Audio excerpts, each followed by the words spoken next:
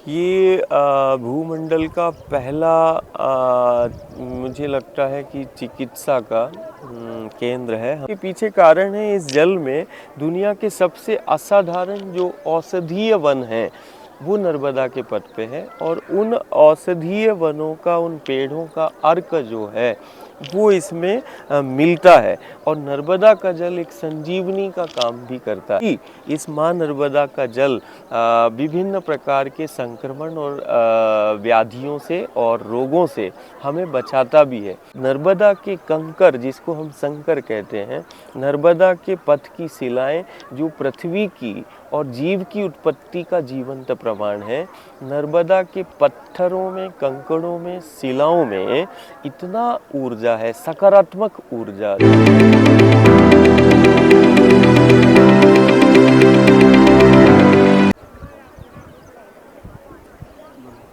दादा गुरु सूर्य चिकित्सा के बारे में भी आपने चर्चा की थी, वो क्या है? नर्मदा के जल और सूर्य की रोशनी। ये भूमंडल का पहला मुझे लगता है कि चिकित्सा का केंद्र है। हम कभी कभी बोलते हैं माँ नर्मदा के द्वार उपहार और उपचार।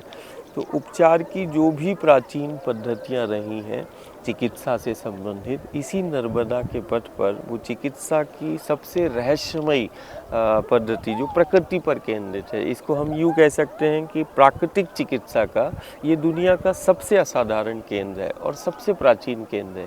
उसमें हमने चिकित्सा के बहुत सारे हमें ऐसा अनुभव हुआ कि जैसे सूर्य चिकित्सा है।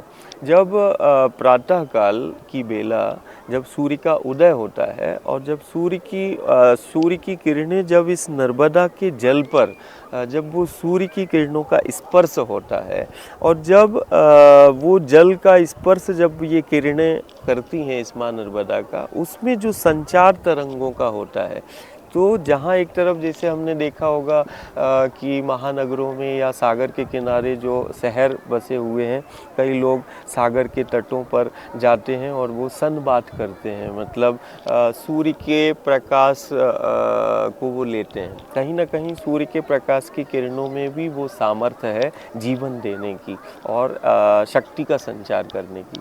लेकिन नर्मदा के पथ पर सूर्य स्नान जिसको हम कहें कि सूर्य के प्रकाश से वो स्नान करना जिसको हम बोल रहे हैं, यदि कोई यहाँ करता है तो वो 1000 गुना और ज़्यादा बढ़ जाता है। जहाँ एक तरफ सूर्य चिकित्सा का काम करता है, सूर्य की किरणें जो प्रातःकाल सूर्योदय काल की वेला में जो किरणें हैं वो चिकित्सा का काम करती हैं।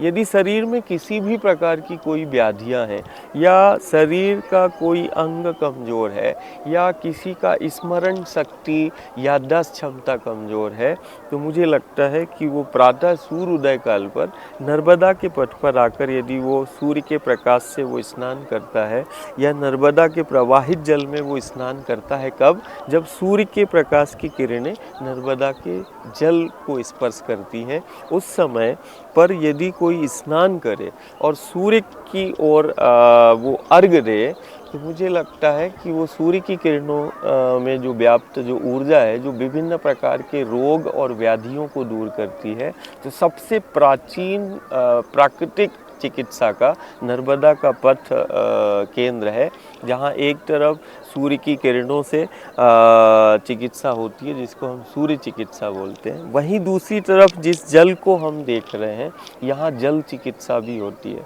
नर्मदा का जल जहाँ जीवन दे रहा है, वही इस माँ नर्मदा का जल विभिन्न प्रकार के संक्रमण और व्याधियों से और रोगों से हमें बचाता भी है।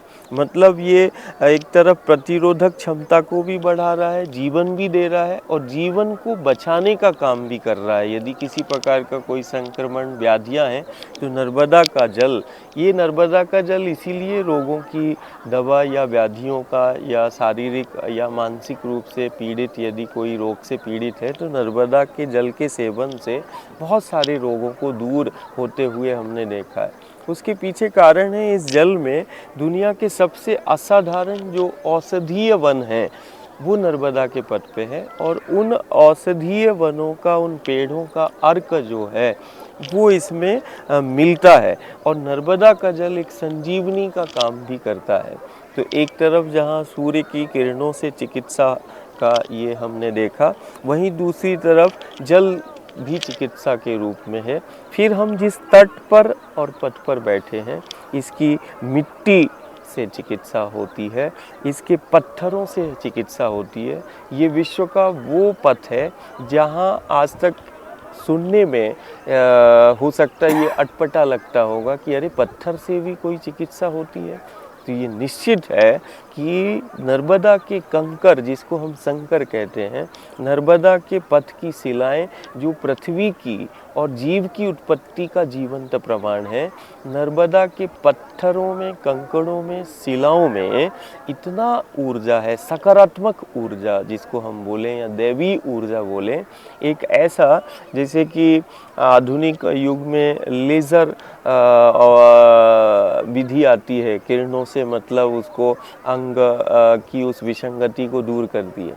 ऐसे ही पत्थर ये चिकित्सा का काम करते हैं। यदि नर्मदा के कंकर और नर्मदा की जो रेत है, रज जिसको रेत बोल रहे हैं, यदि उस पर कोई नित्य बैठता रहे तो मुझे लगता है वो बहुत सारी व्याधियाँ जो शरीर के अंदर हैं वो इन पत्थरों से, पेड़ों के स्पर्श से और इन कंकरों से वो व्याधियाँ दूर हो जाती हैं।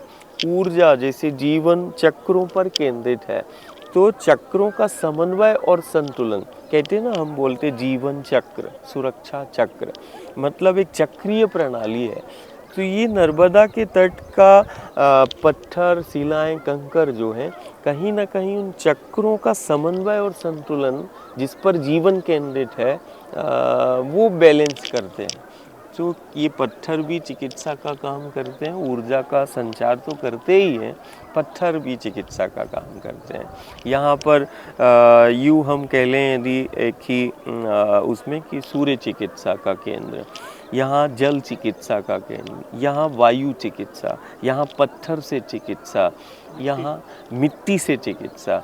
ये दुनिया की सबसे प्राचीन चिकित्सा पद्धतियाँ हैं कि हम तत्व की निकटता में हम आते, और यही जल के रूप में भी तत्व है, मिट्टी के रूप में भी तत्व है, वायु के रूप में भी तत्व है, और यही तत्वों से, जिन तत्वों से, पंच महाभूतों से ये शरीर बना है, यदि इस शरीर में यदि किसी प्रकार की व्याधियां या रोग होता है तो जिन पंच महाभूतों से ये निर्माण हुआ है उन्हीं पंच महाभूतों से संचालन भी है, और उन्हीं पंच महाभूत जिनको हम पंच तत्व कहते हैं, इन्हीं तत्वों से समाधान भी है।